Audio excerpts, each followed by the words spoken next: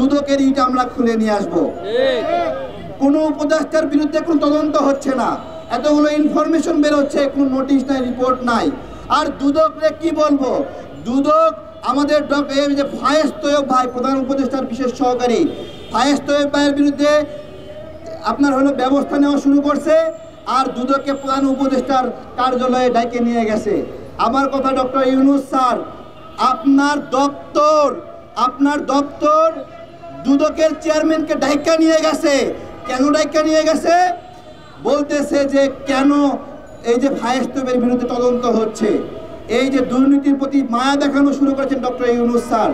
Doctor Yunus sir, আপনার যে সামনের চেহারা, যে ইন্টারন্যাশনাল গ্রেডের এ ক্লাস, এটাকে এ ক্লাস থাকতে দেন।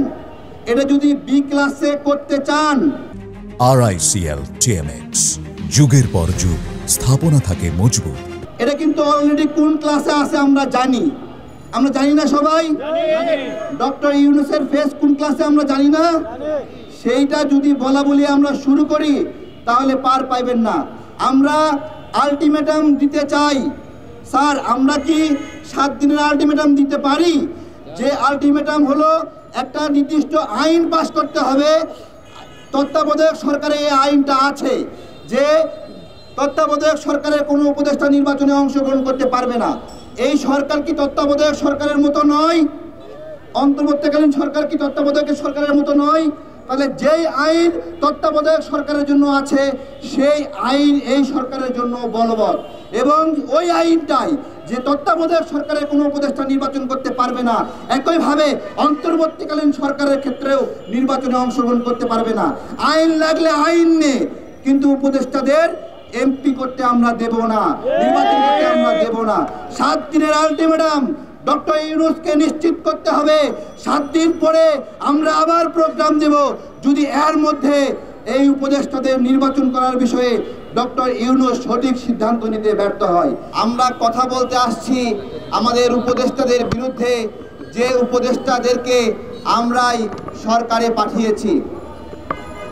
আমাদের এই প্রোগ্রামটা আমাদের জন্যই লজ্জার, কিন্তু দুঃখজনক যাদের বিরুদ্ধে আমরা এই প্রোগ্রামটা করছি তারা সেই লজ্জাটা পাবেন কিনা।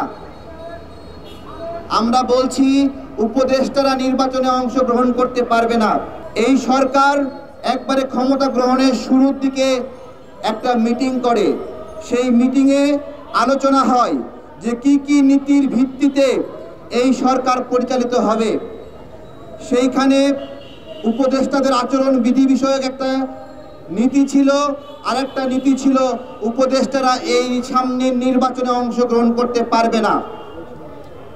এই দুইটা নীতির কারণে এই অন্তর্বর্তীকালীন সরকার কিভাবে পরিচালিত হবে সেই বিষয়ে কোনো নীতি পাস করা হয় নাই। তার মানে এই সরকার না সংবিধানের ভিত্তিতে চলতে চায়, না নৈতিকতার ভিত্তিতে চলতে চায়। নৈতিকতার ভিত্তিতে যদি হয়, আমরা বলছি উপদেষ্টারা নির্বাচনে অংশগ্রহণ করতে পারবে না।